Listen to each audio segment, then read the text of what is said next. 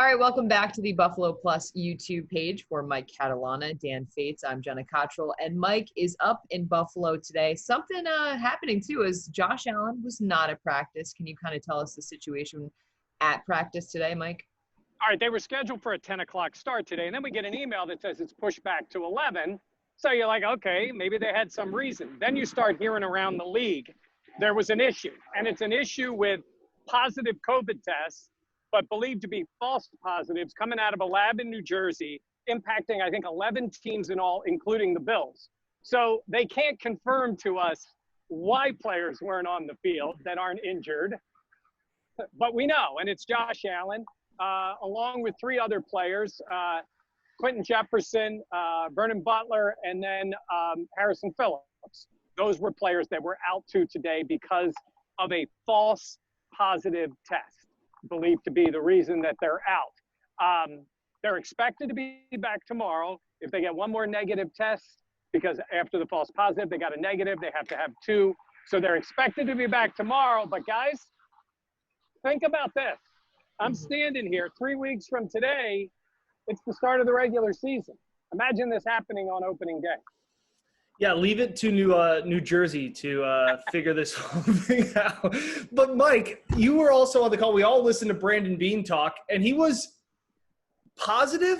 You know, he even kind of said, he even kind of reassured that he was confident that it was a lab issue and that it wasn't necessarily a team issue. But what was your kind of take after listening to Beane?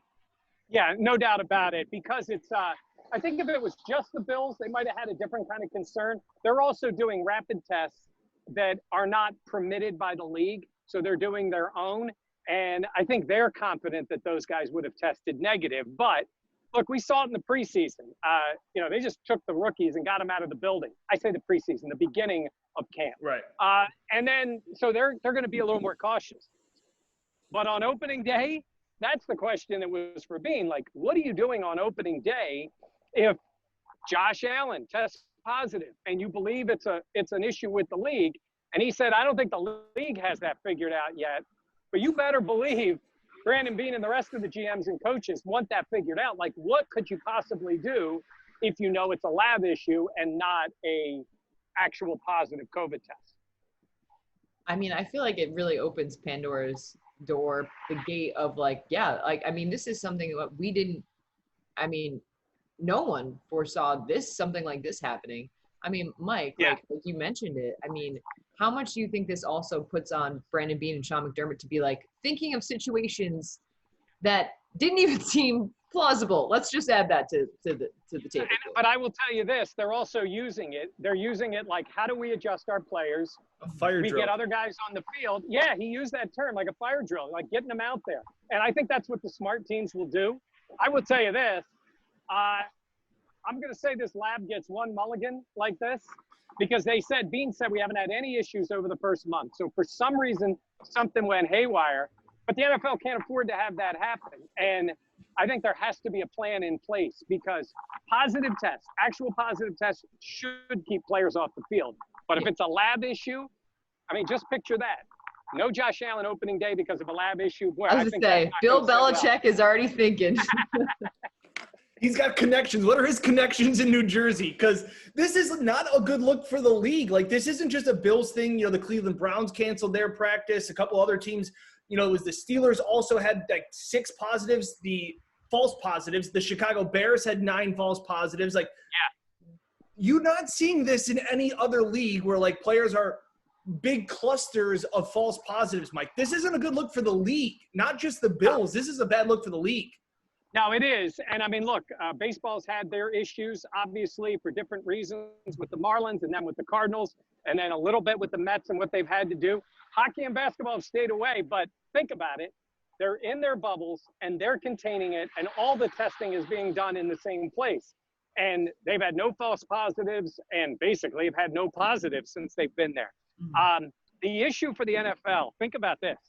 You cancel a few Yankees games, you play a doubleheader on Monday, right. You make it up, whatever. What are you doing in the NFL? What are you doing with those games? How are you making that up? Are you pushing them back a day or two? What's that do to the rest of the schedule? At how many tests would it be unfair to try to play a game? So these are all things, we've sort of been lulled. I don't know if you guys feel this, but lulled into like, hey, the NFL's got to go in. They've been fine. Yes. And then this happens. And again, the positive, it's hard to use the word positive.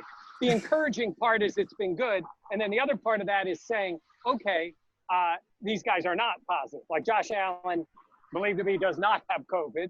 But on the other side, it's like, yeah, it's all it takes is a false positive test. And unless the league makes some kind of rule, you wouldn't have been able to put him out on the field today. Yeah, I'm curious to how they'll address it going forward as well. But obviously there was practice today. So Mike, what were some of your other takeaways? Matt Barkley got a lot of throws today. Say it politely. Well, in fairness to Matt Barkley, he hasn't been getting the snaps because, look, they're trying to give Josh as much work as possible. It's just such a big difference to me. And I know Matt Barkley's strength is knowing the offense, moving the ball. He's got pieces to help him. He showed that when he got a chance to play, but it's different. It's just different. And I'm not saying he's opening things up to, Davis Webb or Jake Fromm. I mean, I think he's the backup, but he hasn't gotten a lot of snaps in practice, and he didn't throw the ball particularly well. I mean, get it anywhere near Stephon Diggs and he catches the ball, so that's fine. But it wasn't a great day for him. I'm not going to kill him on the one day because he hasn't had that many snaps. But that was noticeable. Hey, Ed Oliver back full. That was great. I know Tremaine Edmonds had a small thing. He's back. They were healthier in that sense today, so all that was good. But you just noticed a difference with the change of quarterback. Well, and it's funny because I noticed that on Thursday's practice at the stadium that Fromm and Webb split second-team reps. And Matt Bove, the sports director at WKBW, kind of looked over me and was like, what does this mean? And it's like, I don't think it means anything. I think it means they know exactly what they have in Matt Barkley. For better or for worse, he is not a question mark. Fromm and Webb are question marks. I think one of the safer plays is to say that Matt Barkley is going to be number 2 on the depth chart because you just can't go into a season with such a big question mark in a season where this could happen. Like you could have, like somebody's going to have to come in. Opening day, I mean, what are they doing? Who's the third quarterback? Is it Davis Webb? Is it Jake Fromm? In this case, be the second quarterback. You got to have them ready. And I know they don't like to give a lot of snaps to the backups, but you don't have the preseason games this year. You're going to have to do something. And I guess if there is a benefit today, it's that Matt Barkley got some snaps, right? He did. And I'm sure glass half full. I'm trying to be positive, and I'm also trying to be fair because he really hasn't gotten them. And then you just throw him out there where everybody else has been going every day. And so that was the case today. But, they do want Josh Allen on the field. Now, that being said, he's expected to be back at practice. The other thing Brandon Beane said today was that they're going to probably have another live scrimmage on Thursday, at least, live hitting at practice, which they need because, they're not getting the other hits. I mean, today was no tackling, no thuds. It was more just, running around, picking up the ball off the ground a few times offensively. So that's kind of what it was. Yes, that's kind of what it was today. But they'll be back out tomorrow. They'll be getting ready. Again, 3 weeks from today, back here for a Jets team. By the way, I think the Jets had, 10 or 11 guys out today. Oh, and the other thing Beane did say, and I didn't emphasize this, I mean, there was a consideration to cancel practice this morning. I think when they realized because of the false positives, they didn't have to do as much with the contact guys, the guys who had just been around them. They were able to get them on the field. So they, but if you would have had 10, 11, 15 players, I think they probably would have canceled the workout today. But they knew I was coming, so they wanted to practice for me today. And so that got done. So I got a chance to see them. We love how humble you are. Yeah, well, I try not to make it about me. No, it's an iPhone. It's really not that heavy. There wasn't a lot to shoot today. I got to tell you this. There was not a lot that you're going, okay, yeah, this looks great. By the way, Gabe Davis still makes a few plays. Like you look up and it's like, I mean, I know it's anecdotal. You see these moments and we're not watching everything and we're not in the meetings and all that. But, some guys just walk on the field and look like they belong. And right now that guy looks like he belongs.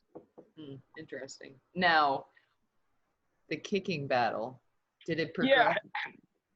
Yeah, I saw a few kicks today that Tyler Bass didn't have a great day. But, again, he does have the strong leg. I don't know, I don't know what they were particularly working on. I mean, it wasn't just out there by himself. but a couple of them went wide. I know Hauschka had one bad kick today. I think that's going to go right to the end. I think it's going to go right up to that last game. It's just a shame we don't get a chance to see him kick in a game setting, in a real game setting. I think they're going to be creating that. Oh, one other thing I want to mention. They got up to run laps at the end. And of course, the shame of it is we couldn't show this because all the coaches ran. Coaches ran? Joe And Judge guess who style. finished last? Ryan Dable. Nope. He was flying. So it was a sprint. Sean McDermott. No. He was just Jogging. I think it was That is not playoff down. caliber. I think it was the hat that slowed him down. You know, the aerodynamics of the big hat. But Dable was flying. He's got speed. He's got speed. I'm telling you, he might have a fat face, but he can run. I'm only using John Feliciano's words. That's all I'm saying. It's I was John's to say, words, that not is taken from a direct quote from John Feliciano. The elusiveness. How are his hands though? We don't know. We don't know. There was no ball thrown anywhere near him, but the coaches were out there, and McDermott, you know, he was probably watching. You know, there was probably some reason he was lagging behind. So next time we get a chance to talk to him, we got to ask him about.